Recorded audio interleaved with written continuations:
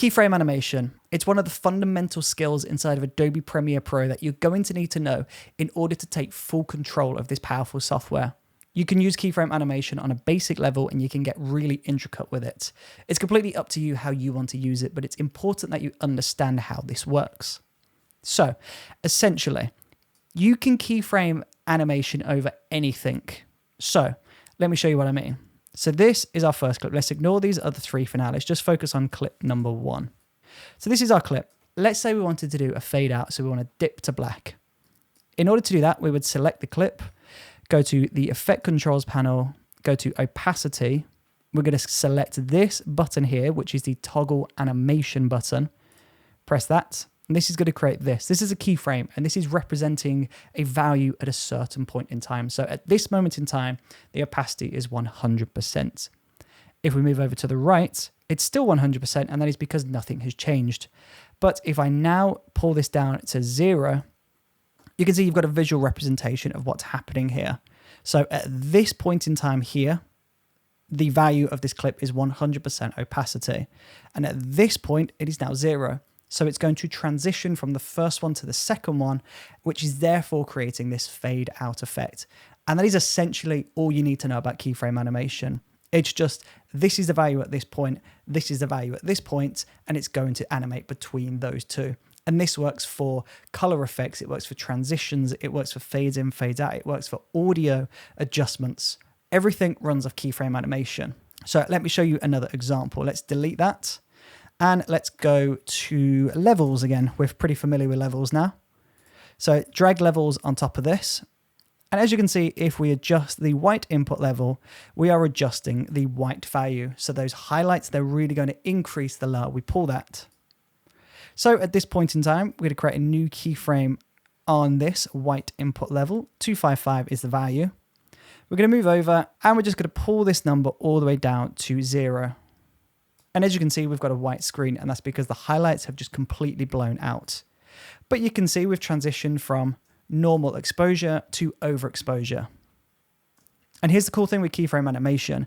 You're not locked in at these times, and you're not locked in at the values. Everything can change. So if I just pull these closer together, you can see there is only 2 frames between this now. So just like that, it's changed. So this means we can create a nice flash effect. There we go. So this value is 255. 3 or 4 frames have gone down to 0. And then a few frames over to the right, we can go back to 255. So we're starting at 255, dropping to 0 and coming back to 255 to create this flash. And that is essentially a flash animation created inside of Premiere. And keyframes are not just limited to one keyframe animation at a time. You can have multiple different effects happening. So at the same time as this, we can also adjust, let's say, the red gamma. So let's put some green into there. So we'll go to that start point, create a brand new keyframe on the red gamma. We'll go to that point and we'll pull the red gamma down to 0. And then we'll go over to the other one and we'll pull that up to 255, I believe it was, or was it 100? It was 100. So you can see we've got that green effect now coming out because essentially we've removed the red. If I just move this out of the way, you can see what's happening. It's ducking down, it's removing that red and making it green. So if we now sync these back up together, you can see we've got this overexposure flash and that green effect now happening. So we can have that, and then maybe we could bring our fade out back in on the opacity. So we've got the flash and the fade, and that's our keyframe animation. Of course, we could also do this for scale as well. So let's say we wanted to create a nice zoom in or a zoom out effect.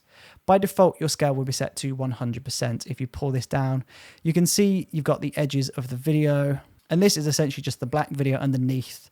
So by default, you keep this set to 100 if you want to fill the frame. But let's say we wanted to do a nice zoom in. At the beginning, we can create a new keyframe on 100, and then towards the end of this clip, we can increase that to a higher number. So you can see we're going up to 130 something, and we've got this nice zoom.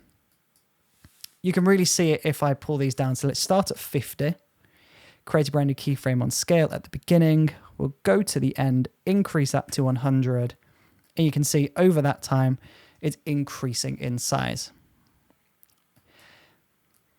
So that's the basics of keyframe animation now complete. We can get a little bit more fancy though, and we can introduce Beziers, which is essentially just changing the way the keyframe is animating. So let me just go for a different example. So let's move this footage out of the way. And I'm going to go ahead and create a new solid color. So we'll go to the new item button. We'll go for color matte. Let's go for 300 by 300. So we're creating a square. Press OK, and we'll change this to blue. Press OK on this, drag this into our project, and there is our blue square. Now I'm just going to move the position of this over to the left, create a brand new keyframe on position. Now we'll go to that 5-second mark, and we'll pull the keyframe over to the right. In fact, just so you can see this more clearly, I'm just going to pull these in a little bit so they start a bit later and finish a little earlier. So you can see it just starts moving and it stops moving between those points. So the in point and the out point. Now, if we go to the first keyframe, we right click on it, go to temporal interpolation. It sounds fancy, but it's literally just the way the keyframe is going to move. If we go to an ease out, it essentially means when we start moving out from that keyframe, it's just going to ease out. You're gently pushing the boat away from the edge of the lake rather than just suddenly starting. See what I mean? It just starts a little bit softer.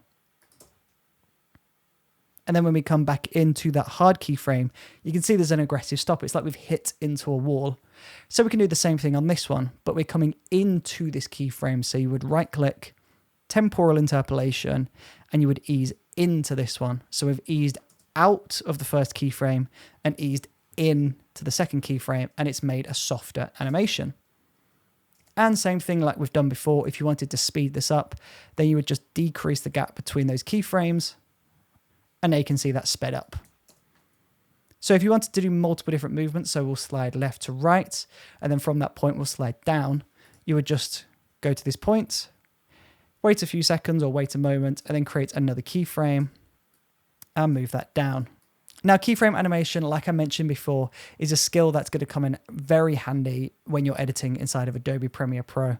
From text animation to creating transitions to adjusting scale of footage and creating digital camera movements, there's loads of different things that you can do with keyframe animation. And the skill is transferable up to Adobe After Effects if you want to go down that route as well.